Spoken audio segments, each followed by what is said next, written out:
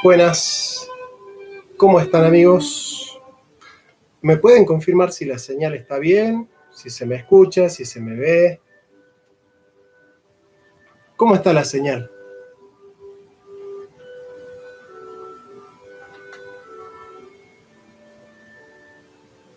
Bueno, parecería que está todo bien. Así que vamos a comenzar. Bueno, el día de hoy vamos a desarrollar. Yo puse 10 y 20 como para redondear. Puedo desarrollar 30 argumentos para no ser liberales y 40 para no ser. ¿Sí? Así que bueno, es indistinto el número, ¿sí? Vamos a desarrollar muchas razones, ¿verdad? Bueno.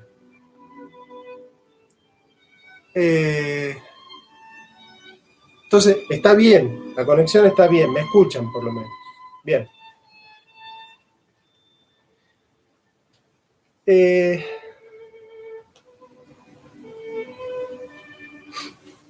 Vamos a desarrollar primero los textos, porque después hay algunos videos que me gustaría también pasar, pero vamos primero con los textos, ¿sí?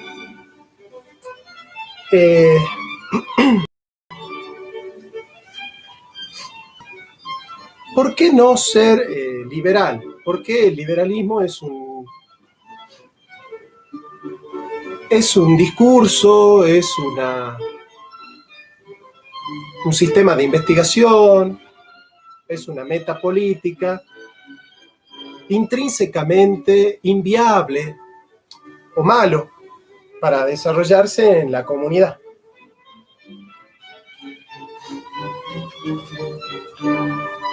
Vamos primero a caracterizar, digamos, al liberalismo como un método de investigación o como un tipo de filosofía, si se quiere, un tipo de filosofía que que está basado en el precio como sintetizador de la información dispersa, del circulante, ¿no es cierto?, de mercancías en el mercado. Antropológicamente es individualista, en el sentido de que el punto de partida del pensamiento liberal es el individuo, ¿no es cierto?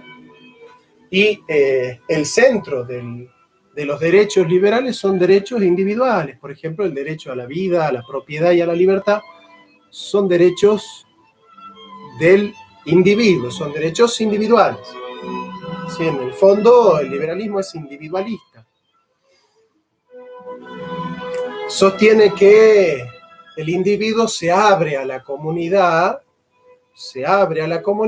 pero la comunidad es una instancia secundaria con respecto a la propia libertad individual. O sea que, en el fondo, la sustancia es la libertad individual y no la libertad colectiva. Es el derecho individual solamente y no el derecho social. Y esa concepción del individuo como aislado fue refutada magistralmente por tres grandes pensadores, por Ismael Levinas, por Martin Buber y por Martin Heidegger, concibiendo que el otro me constituye a mí. Yo no soy yo si el otro no es un otro para mí. Esta idea de que yo no soy yo si el otro no es un otro para mí significa que la alteridad es constitutiva de la mismidad. Martin Buber va a decir, el tú absoluto es el que fundamenta la relación yo-tú, que es constitutiva de la esencia humana. Y Heidegger va a decir, el hombre, el Dasein, es Mitsein, es ser con. Constitutivamente el otro está ontológicamente integrando la plenitud de la esencia humana. Esto lo dice Aristóteles en un sentido mucho más simple. Aristóteles dice, el hombre es zoon, logon, politikon. El hombre es un animal racional y político, porque no es que hay primeramente individuo y posteriormente aparece la comunidad como una instancia secundaria o derivada o accesoria o accidental o epifenoménica de la constitución esencial ontológica del individuo. Todo lo contrario. En realidad, el individuo surge del seno de una comunidad. Primero surge en el seno de una comunidad que es un entorno social, ¿no es cierto?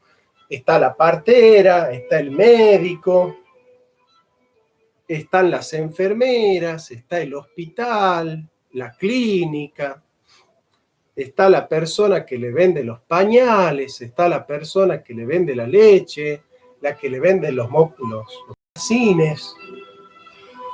Y segundo, constitutivamente no hay individuo si no hay padre ni madre. O sea que el individuo nace en el seno de un papá y una mamá, y ese es el seno de una comunidad. O sea, nace en el seno de una comunidad.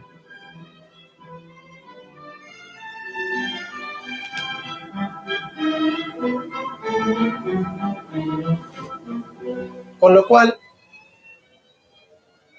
no es verdad entonces que sea solamente el individuo el centro de las políticas. Ustedes piensen, por ejemplo, ¿cuáles son los derechos fundamentales del liberalismo? Vida, bienes y libertades. Desde John Locke esto es así.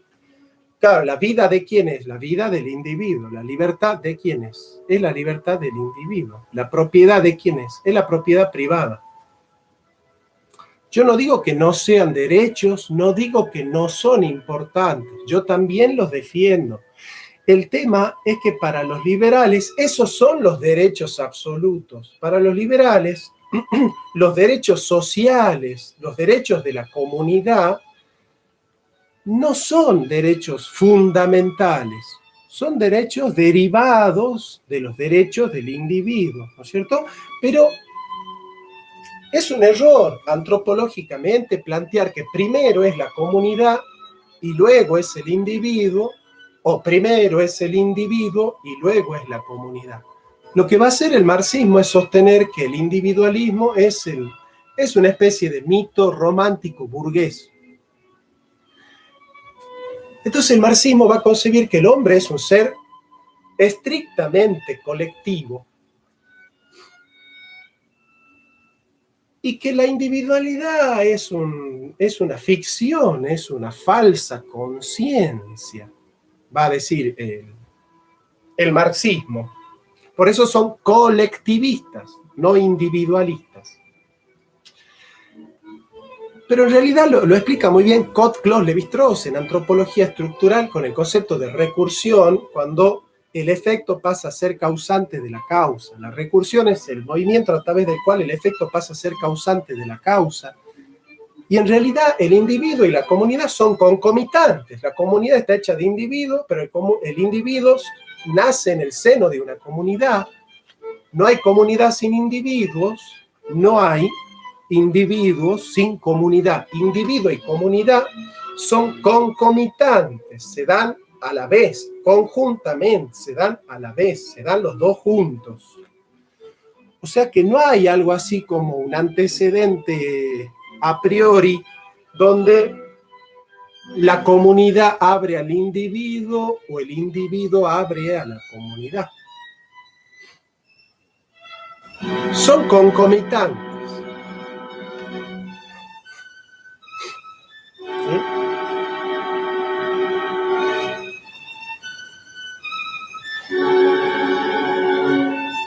Esto es importante entender, porque si no podemos caer en el individualismo o podemos caer en el colectivismo. Evidentemente, una filosofía que coloca como el eje vertical de su política la libertad,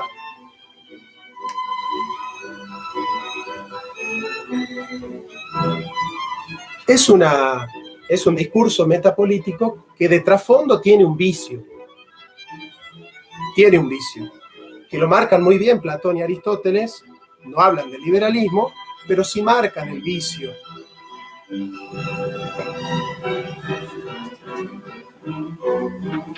Vamos a leer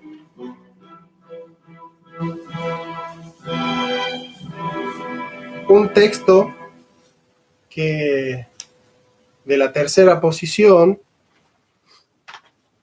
que dice: el capitalismo se denomina así al sistema económico que se basa en el predominio del capital como elemento de producción y creador de riqueza. Claro, nosotros vamos a sostener que no hay una única manera de plantear un sistema de capitales, como habla Max Weber, y no hay una sola manera de concebir al capitalismo. ¿Sí? Es decir, voy a mermar un poco el volumen. No hay una sola manera de concebir al capitalismo, ¿sí? Hay capitalismos más humanos, capitalismos más progresivos, como el que plantea, por ejemplo, Stiglitz en su libro llamado Capitalismo Progresista, que es un libro muy consultado por Guzmán, que es el ministro de Economía, para desgracia de todos nosotros, de la Argentina. Hay capitalismo con rostro humano, hay capitalismo humanista, hay capitalismos salvajes, metacapitalismos, capitalismos liberales. Entonces, es importante entender cómo es que se da esta relación entre el liberalismo y el capitalismo. Bien.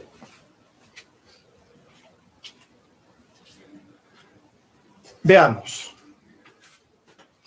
En realidad, lo que ha dado en llamarse capitalismo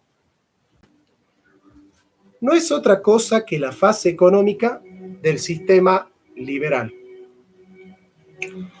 En el orden de las ideas reconoce su lanzamiento público con la Revolución Francesa, que al hito de libertad, igualdad y fraternidad destruye toda forma de asociación y entrega a los trabajadores al juego inhumano de la oferta y la demanda.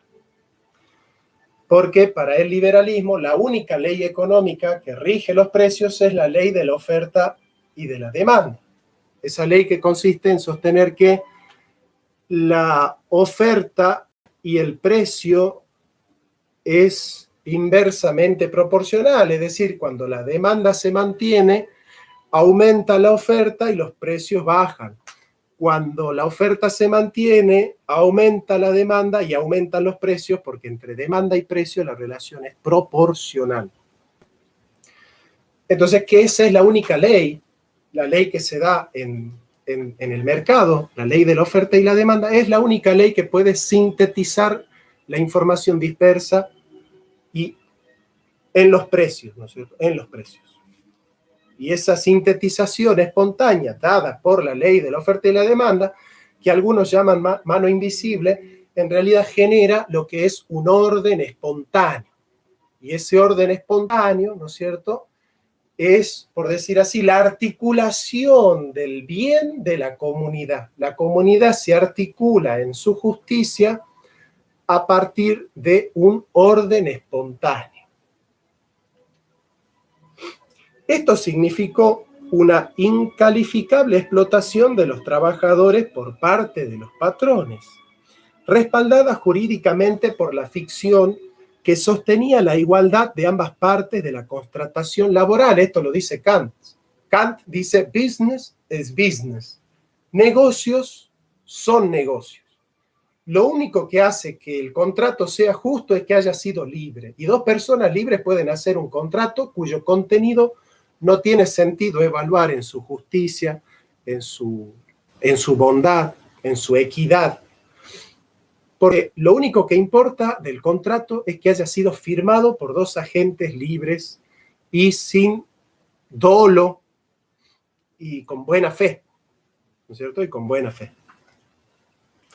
Si trabajadores y empresarios son iguales, son libres, por tanto, de aceptar o no las condiciones de trabajo, pregonaban los liberales.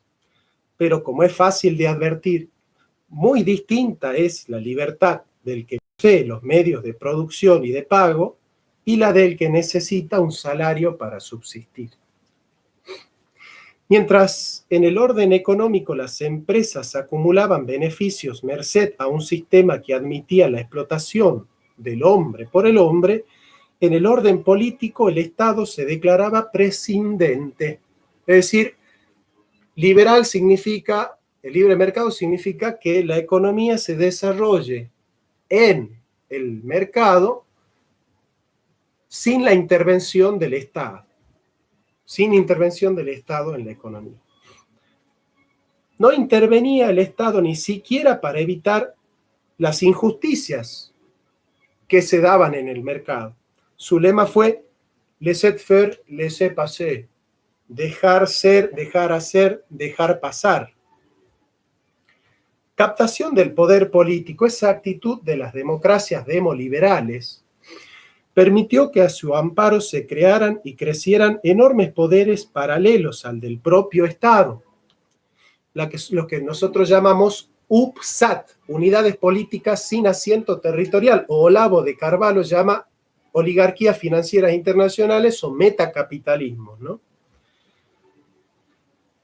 Y se entronizaran estas oligarquías financieras internacionales, por tanto, en una prepotencia económica despótica en manos de muy pocos. Entonces, se concibe una fuerza de aglomeración fría internacional sin patria ni corazón. Es, en otras palabras, la aglutinación de lo espurio del dinero. Es también el acaparamiento indefinido de la riqueza. O sea, obviamente que es el culto a la avaricia, ¿no? Esa actitud del capitalismo que busca unificar el poder económico con el poder político lo lleva a erigirse en instrumento de dominación. Las economías de los países coloniales se han caracterizado por estar al servicio del capital y nosotros queremos lo inverso, el capital al servicio de la economía y la economía de la política y la política al servicio del pueblo. Esto no significa que la doctrina de la justicia aliente la eliminación del capital, ni el fortalecimiento esterilizador entre las dos fuerzas que posibilitan la producción. Las luchas entre el capital y el trabajo son siempre destructivas y no hay ganancia para ellas ni para una parte ni para la otra.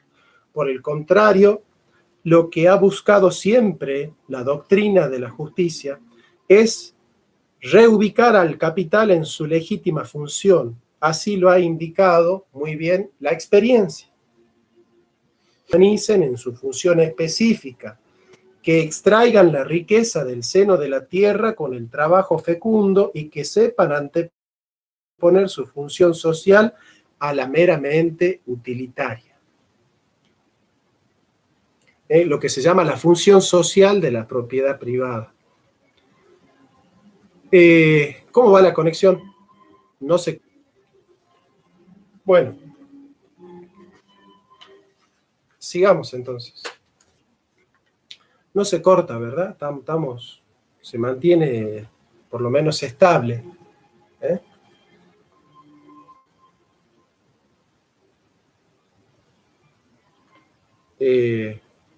Todavía no leí, pero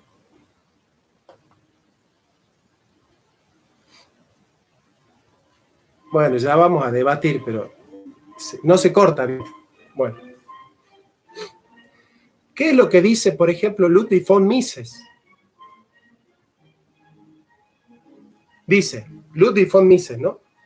Dice, el obsesivo afán del empresario para cosechar ganancia es la fuerza que impulsa la economía liberal y la economía de mercado, y para ello hay que fortalecer el consumismo.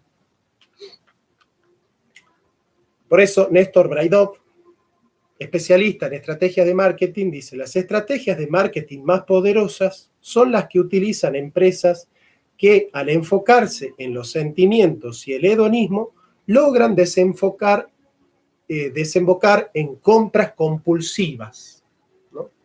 En compras por impulso. ¿Verdad? Bien. Mises también, en su libro llamado Acción Humana, capítulo 27, párrafo 7, dice, si la doctrina prevalecerían las condiciones económicas del siglo XIII. También, von Mises, en su libro llamado Socialismo, parte 4, capítulo 3, dice, las palabras de Jesús, los evangelios, están llenas de resentimiento contra los ricos. Ya vemos cómo Mises y Hayek advierten ya desde el liberalismo, aunque no sean especialistas en teología. Hayek, por ejemplo, es relativamente un buen teólogo. Los libros de Hayek tienen mucho de teología.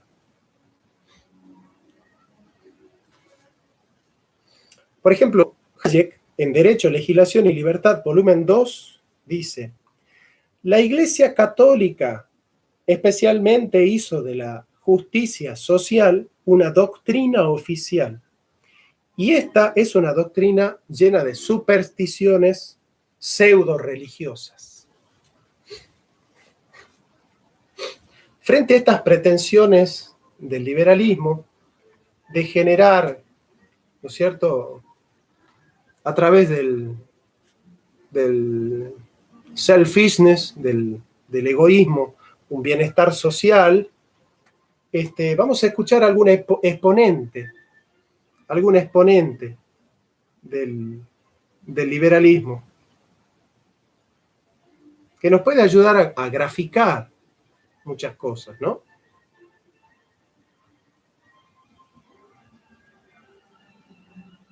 Veamos lo que dice Javier Milei al respecto.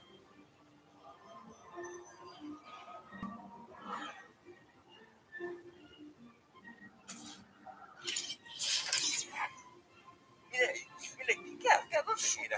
¿Qué hace acá? ¿Cómo que acá? ¿Sí, de vacaciones? No, ¿qué vacaciones? ¿Qué hace todo el fin de semana largo y esas cosas? No, estoy ahorrando plata, hay que ahorrar. ¿Cómo es? Tomarse vacaciones. A propósito de vacaciones, tengo un problema en casa. Por las vacaciones, precisamente porque nosotros todos los años nos vamos a una casita que me presta un primo en Mar del Plata. Todos los años nos vamos a casa de un primo que nos presta en Mar del Plata, ¿no? Milei vendría a ser como el consultor, el psicoanalista, digamos, de esta persona, ¿no? A mí me rompen, todos los años quieren ir a Disney. Y mi germo que se quiere ir al Caribe. Y yo le digo que no, que hay que ahorrar, que no podemos gastar en vacaciones. Y que no, está muy bien, no, porque ahora me dicen avaro, en mi casa, mi sangre, avaro, a mí. No, estoy angustiado, estoy muy mal. ¿Quiere que le diga algo? ¿Qué? Están equivocados. Es lo que yo les digo. Es lo que yo... Me dicen avaro y están equivocados. Están equivocados, ¿no es cierto?, en concebir que la avaricia es un mal. Usted vive en un país que tiene mucha incertidumbre. Es lo que yo le digo. Entonces, digamos, ¿cómo uno se cuida de eso? Como arrocando. Amarroca, muy bien. Es más, no solo eso. Sí. Usted contribuye al bienestar del país. No me digas. Claro, porque cuando usted ahorra, financia la inversión. Y eso genera empleo. Muy bien. Con lo cual eso es muy bueno. Es más, Sí. suponga que usted, en un ataque de locura, Sí. mete la plata en la tierra. Ajá. Usted retira dinero de la economía, hace Sí. bajar la inflación. En definitiva, usted es un benefactor social. ¿Estoy combatiendo la inflación? Yo también, ¿sabes? Sí. A ver. Bueno, está diciendo que el que ahorra ayuda a la economía porque hace bajar la inflación, ¿no? En los últimos 200 años, el PBI creció más de 10 veces que los 1800 anteriores. Eso permitió que la pobreza extrema bajara del 95% a menos del 5%. Y eso fue posible gracias al crecimiento, es decir, gracias a la inversión. Y esa inversión fue financiada por héroes como usted, que se ha dedicado a ahorrar. Zucca, ¿Qué? póngase de pie. Sí. Zucca, ¿Qué? usted es un héroe. No me diga. Es un benefactor social. La verdad. Siempre me Gracias por existir. Bien. Hay otro lugar donde él dice que los son unos héroes también, ¿no? Tiene que ver con esa posición economicista del liberalismo, o sea, el liberalismo de su análisis, la cuestión económica. En muchos aspectos los liberales saben cómo hacer dinero, ¿no? Pero hay ciertas preguntas como ¿todas las maneras de hacer dinero rápido y fácil son justas? Y esas son preguntas más difíciles de abordar. Vamos a escuchar a Martín Kraus en Fundamentos de la Escuela Austríaca, donde él nos va a explicar qué relación hay entre el liberalismo de la escuela y la cuestión ética. Por ejemplo, en Santo Tomás de Aquino ya escuchamos decir, ¿no es cierto?, a Mises, si la doctrina del precio justo de Tomás de Aquino hubiera sido puesta en práctica, todavía prevalecerían las condiciones económicas del siglo XIII. Y Hayek, en Derecho, Legislación y Libertad, volumen 2, dice, la Iglesia hizo de la justicia social una doctrina fundamental. Y eso solamente es una superstición. Lo que dice Martín Kraus. Como un proceso bastante histórico, voy a ir mezclando autores, voy a ir mezclando temas. El primer tema es el tema de la subjetividad del valor. El valor es subjetivo. Esto es importante y quiero comentar un poco a qué se debe esto y cómo surge. Ustedes saben que nosotros atribuimos generalmente el nacimiento, digamos, de la economía como ciencia al trabajo de Adam Smith, La riqueza de las naciones publicada. sea, el surgimiento de la economía como ciencia tiene como precedente inicial para los liberales el trabajo de Adam Smith en La riqueza de las naciones. En 1776. Obviamente no es el primer trabajo de economía, ni es el primero que haya opinado sobre economía. Todo empezó, a la larga, todo empezó con los griegos, ¿verdad? Pero lo cierto es que se lo atribuimos por ser el primero que empieza a tener una actitud científica respecto de la economía, en el sentido de querer entender qué es lo que pasa en vez de opinar acerca de lo que debería ser. Hasta ese momento, cuando se hablaba de economía, en términos generales estoy diciendo, se hablaba o se discutía más bien en términos de lo que debería ser. La economía era parte de la ética. ¿Sí? O sea, la economía era parte de la ética.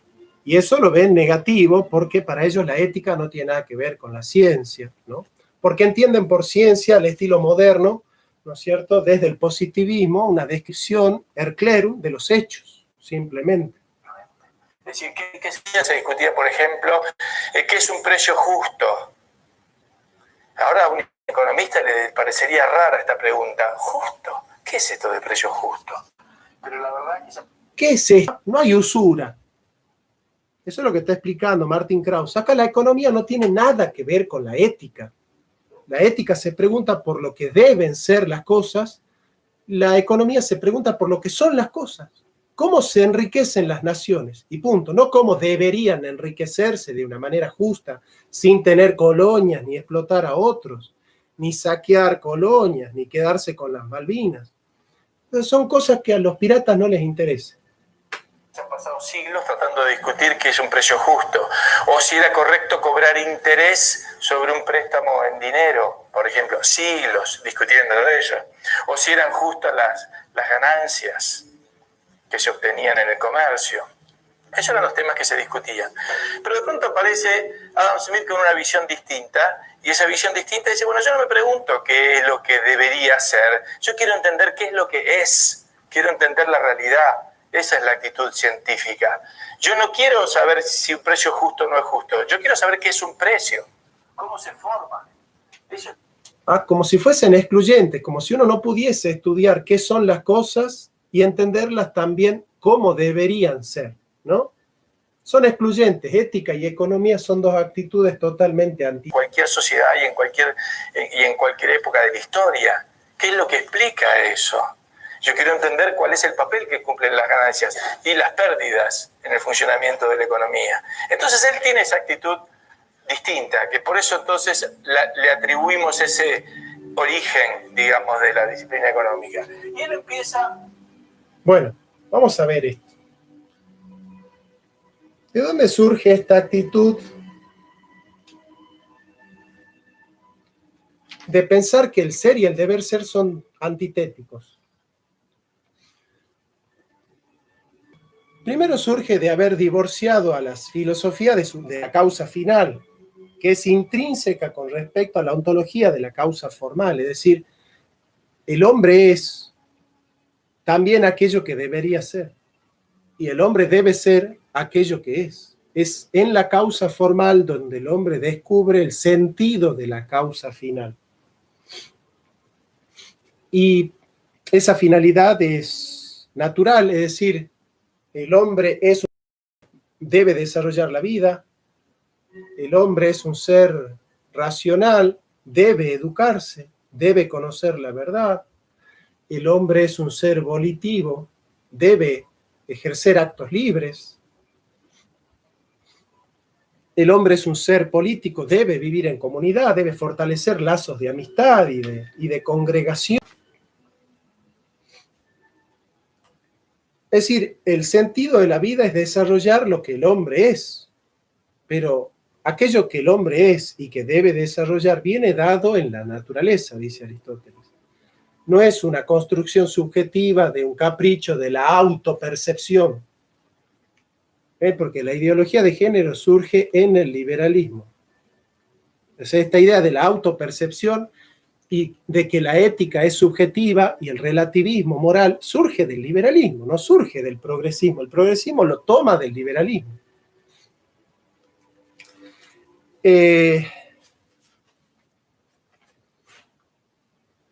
Por eso nosotros debemos hablar de la causa final, que en metafísica la causa final es la que ordena la virtud de los medios. Todo agente obra por un fin, y el fin del hombre es su bien, que es la felicidad. O sea, la felicidad es el norte por el cual se mueve la voluntad. ¿Y qué es el orden? Para Santo Tomás, el orden es la correcta adecuación de medios con respecto a los fines. Ahora, esa ordenación de medios con respecto a fines, ¿no es cierto?, es una ordenación en virtud de ¿qué? De un bien natural, objetivo y universal del hombre, que es la felicidad. Esa felicidad para Santo Tomás es una felicidad individual y también una felicidad comunitaria. Es decir, rompe con el esquema individualista Santo Tomás y considera, ¿no es cierto?, que el hombre en comunidad tiene una finalidad. El hombre individualmente tiene una finalidad, pero la comunidad también tiene una finalidad. Ahora, ¿cuáles son las condiciones del orden espontáneo? Son condiciones puramente de fines individuales, que no tienen en vista el fin colectivo de la comunidad. Por ejemplo, precios libres, como sintetizadores de la información dispersa, capacidad de aprendizaje y libertad de entrar al comercio. Pero esta libertad es negativa. ¿Por qué? Porque no todos están en el comercio. O sea, no todas las posibilidades de intercambiar como agentes, ¿no es cierto?, en el mercado.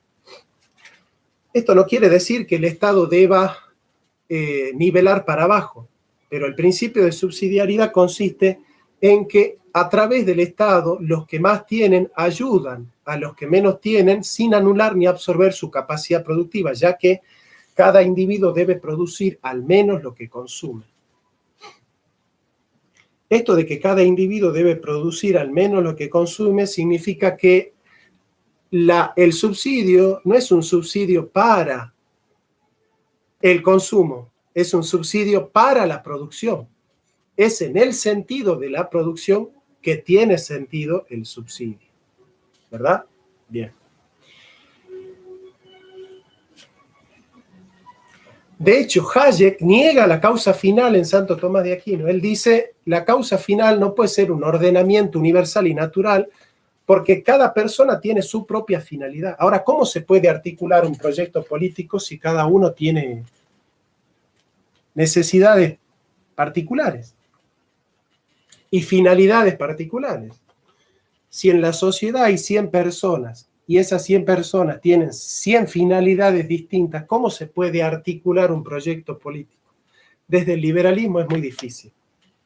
Porque por esa idea de que el orden se genera de manera espontánea.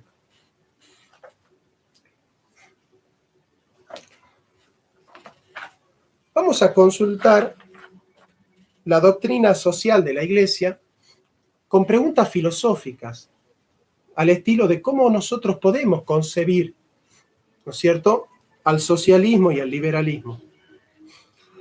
La revelación cristiana nos conduce a una comprensión más profunda de las leyes de la vida social. Gaudium Spes 23.1. La Iglesia recibe del Evangelio la plena revelación de la verdad del hombre. Cuando cumple su misión de anunciar el Evangelio, enseña al hombre, en nombre de Cristo, su dignidad propia y su vocación a la comunión de las personas y le descubre las exigencias de la justicia, el deber ser, de la paz conformes a la sabiduría divina. O sea, el deber ser forma parte de la vida del ser y del sentido del ser. Esta es la vida de Cristo, numeral 24:19. El destino universal y la propiedad privada de los bienes. Por ejemplo, numeral 24:2. Al comienzo Dios confió la tierra y sus recursos a la administración común de la humanidad para que tuviera cuidado de ellos, los dominara mediante su trabajo y se beneficiara de sus frutos. Génesis 1, 26, 29. Los bienes de la creación están destinados a todo el género humano. Sin embargo, la tierra está repartida entre los hombres para dar seguridad a su vida, expuesta a la penuria y amenaza por la violencia. La apropiación de bienes, o sea, la propiedad privada, es legítima para garantizar la libertad y la dignidad de las personas, para ayudar a cada uno a atender sus necesidades fundamentales y las necesidades de los que están a su cargo. Debe hacer posible que se viva una solidaridad natural entre los hombres. Y esto es con respecto a lo que dijo el Papa Francisco, de que la propiedad privada es un derecho secundario. Numeral 2403. El derecho a la propiedad privada adquirida por el trabajo o recibida de otro por herencia o por regalo no anula la donación original de la tierra al conjunto de la humanidad. El destino universal de los bienes continúa siendo primordial, aunque la promoción del bien común exija el respeto de la propiedad privada, del derecho a ella y de su ejercicio. Numeral 2404, respaldando lo que dijo el Papa Francisco, ¿no? El hombre, al servirse de esos bienes, debe considerar las cosas externas que posee legítimamente no solo como suyas, sino también como comunes, en el sentido de que han de aprovecharse no solo a él, sino también a los demás. La propiedad de un bien hace de su dueño un administrador de la providencia para hacerlo fructificar y comunicar sus beneficios a otros, ante todo a los cercanos a él, ¿no? Por el esquema de la participación de los bienes, ¿no es cierto?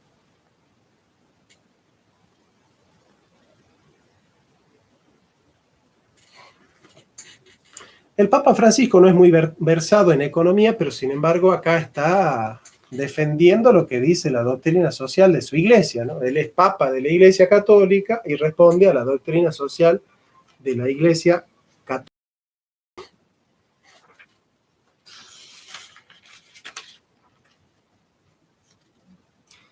Numeral 2427. El trabajo humano procede directamente de personas creadas a imagen de Dios y llamadas a prolongar, unidas y para mucho beneficio, la obra de la creación dominando la tierra. El trabajo es, por tanto, un deber. Si alguno no quiere trabajar, que poco coma. Segunda de Tesalonicenses 3:10, primera de Tesalonicenses 4:11. El trabajo honra los dones del Creador y los talentos recibidos. Puede ser también redentor, soportando el peso del trabajo. Génesis 3:14 al 19. En unión con Jesús, el carpintero de Nazaret y el crucificado del Calvario, el hombre colabora en cierta manera con el Hijo de Dios en su obra redentora. Se muestra como discípulo de Cristo, llevando la cruz que está llamado a realizar. El trabajo debe ser un medio de santificación y de animación de las realidades terrenas en el Espíritu de Cristo.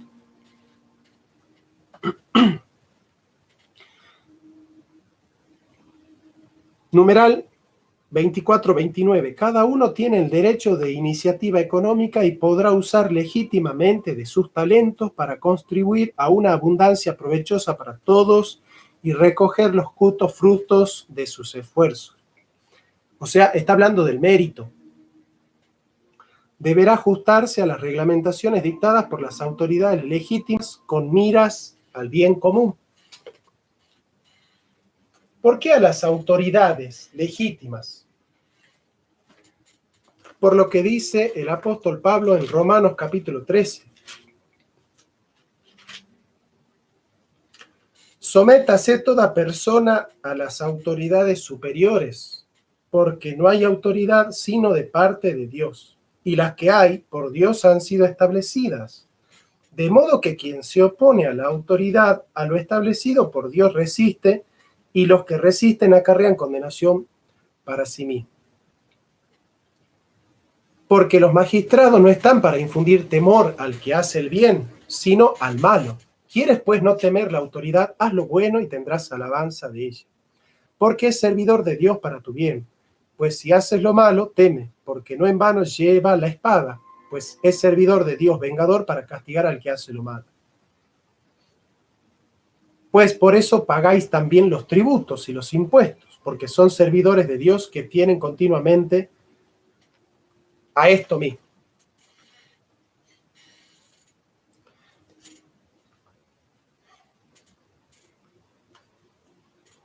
Numeral 2434.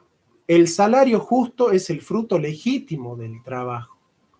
Negarlo o retenerlo puede constituir una grave injusticia, ¿no? Pero acá está hablando de salario justo.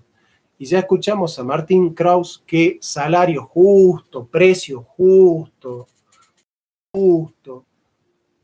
para el liberalismo no tiene razón de ser, cómo las cosas deban ser. Las cosas son lo que son, no lo que deben ser.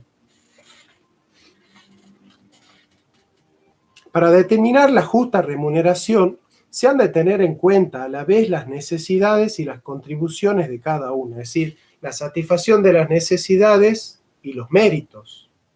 El marxismo solo contempla las necesidades y el liberalismo solo contempla los méritos. La doctrina social de la Iglesia Católica contempla las necesidades, que son el piso, y los méritos, que son la proporción del salario. O sea, todos los seres humanos van a satisfacer sus necesidades básicas en proporción al mérito que realicen por su trabajo. El trabajo debe ser remunerado de tal modo que se den al hombre posibilidades de que él y los suyos vivan dignamente su vida material, social, cultural y espiritual, teniendo en cuenta la tarea y la productividad de cada uno, así como las condiciones de la empresa y el bien común. El acuerdo de las partes no basta para justificar moralmente la cuantía del salario. O sea, el acuerdo en sí mismo no es justo. El acuerdo es justo por el contenido del acuerdo, no por ser un acuerdo en sí mismo, como dice Kant. Kant dice, todo acuerdo es justo porque es libre. Y no importa el contenido del acuerdo, sino que haya sido por agentes libres.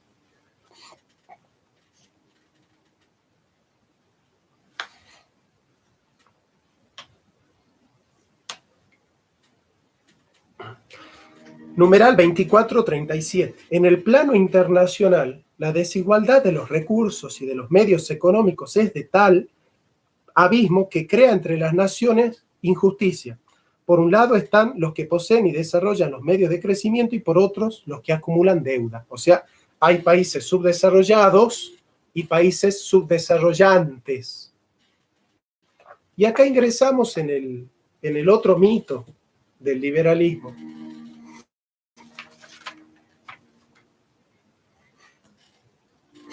El mito de que los países libres fueron desarrollados, ¿no? De que los países libres se desarrollaron por ser libres y que los países esclavos o los países con poca libertad económica son países atrasados. No, en realidad los países que se desarrollaron no se desarrollaron con libre mercado, se desarrollaron con intervencionismo estatal y con desarrollo y proteccionismo estatal. Porque se desarrollaron a partir de la industria, de producir lo que consumen. ¿Por qué? Porque la materia prima no tiene valor agregado. En cambio, el producto manufacturado sí tiene valor agregado. Entonces, los países productores de manufactura siempre fueron más desarrollados que los países proveedores de materias primas. Este invento de que siguiendo la división internacional del trabajo y Argentina siendo el granero del mundo, iba a terminar con la misma cantidad de bienes que Inglaterra, es un invento que hizo Richard Cobden, un diplomático británico, ¿no es cierto?, que como manera de subordinación ideológica, ha sembrado en los países de Hispanoamérica, a través de la leyenda negra, la ficción de que la única manera de progresar es siguiendo las recetas del liberalismo económico. ¿Y qué era el liberalismo económico para el siglo XIX en Hispanoamérica? Que Hispanoamérica no intervenga protegiendo sus industrias, sino que deje que los productos de Inglaterra ingresen a Hispanoamérica sin aranceles. Por eso destruyeron al Paraguay. ¿Por qué los ingleses destruyeron el Paraguay en la guerra de la Triple Alianza? De mano de Roca, de Mitre. Destruyeron al Paraguay porque Paraguay tenía industrias. Y Paraguay tenía algodón. Y como en 1776 Inglaterra. Y por último, es una ideología foránea. es una ideología foránea que no nos permite desarrollar el potencial espiritual.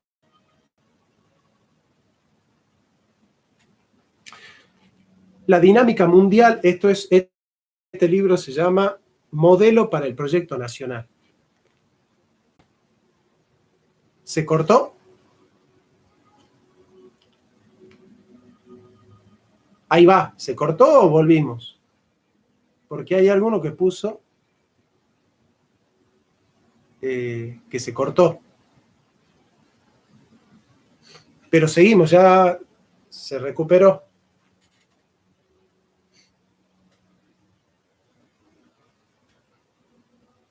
Bueno. La dinámica mundial no obedece solo a los designios de los poderosos. Ahora responde a una articulación que encuentra imperialismos, por un lado, y tercer mundo, por otro.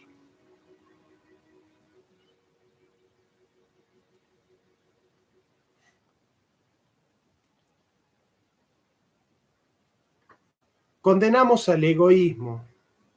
En el transcurso del tiempo hemos venido progresando de manera gigantesca en el orden material y científico, pero 20 siglos de cristianismo parecen no haber logrado suficientemente hasta ahora la superación del egoísmo como factor motriz del desarrollo de los pueblos.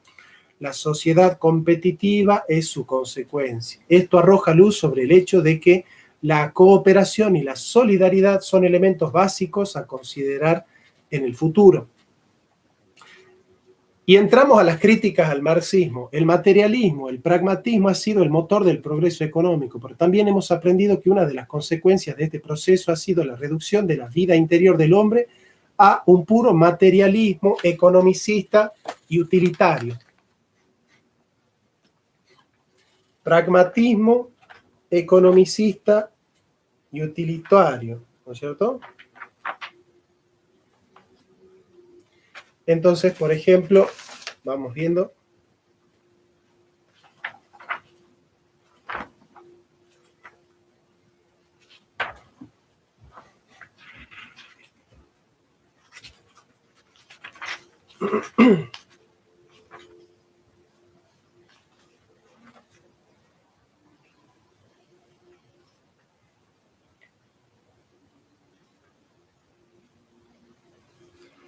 Numeral 24-25 de la Catecismo de la Iglesia Católica dice: la Iglesia ha rechazado las ideologías totalitarias y ateas asociadas en los tiempos modernos al comunismo o al socialismo. Por otra parte, ha rechazado en la práctica del liberalismo el individualismo y la primacía absoluta de la ley del mercado sobre el trabajo humano. O sea, para la Iglesia Católica, el fundamento de la riqueza es el trabajo y no el capital. Es un capitalismo centrado en el trabajador y no en el mercado. ¿Ya? Porque lo que produce valor es el trabajo. La regulación de la economía por la exclusiva aplicación centralizada pervierte en su base los vínculos sociales. Su regulación únicamente por la ley del mercado quebranta la justicia social. Es decir, la economía no tiene que estar regida por el Estado, pero tampoco librada a su propia suerte. Numerosas necesidades humanas del mercado y de las iniciativas económicas según una justa jerarquía de valores y con vistas al bien común. Porque la doctrina social de la Iglesia enseña que los privados para crear riqueza, pero no para distribuirla. ¿No es cierto? Ahora esa distribución tiene que ser justa. La producción también tiene que ser justa. El marxismo es un mal intrínseco porque intenta la búsqueda de esa igualdad, pero a través de la fuerza del Estado.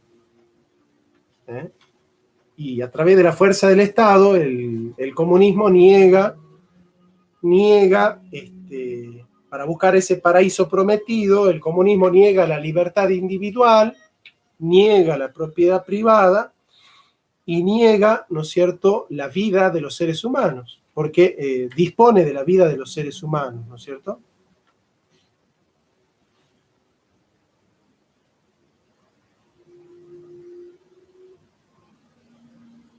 La división de clases había sido creada para la lucha discordante, pero la lucha discordante es destrucción de valores.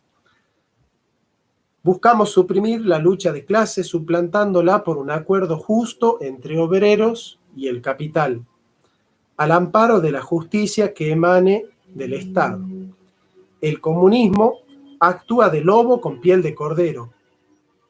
¿Ah? ¿Por qué? Porque grita justicia social, pero en el fondo lo que busca es el bienestar del Politburó, de la casta vanguardia o de la casta política.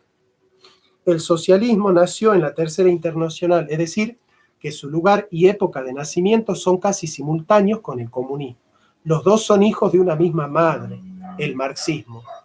Cuando se realiza la Tercera Internacional, se separa el socialismo del comunismo. Se produce la primera lucha y los comunistas pretenden iniciar una acción contra el socialismo para exterminarlo. Pero los que tomaron la dirección del comunismo resolvieron sabiamente actuar.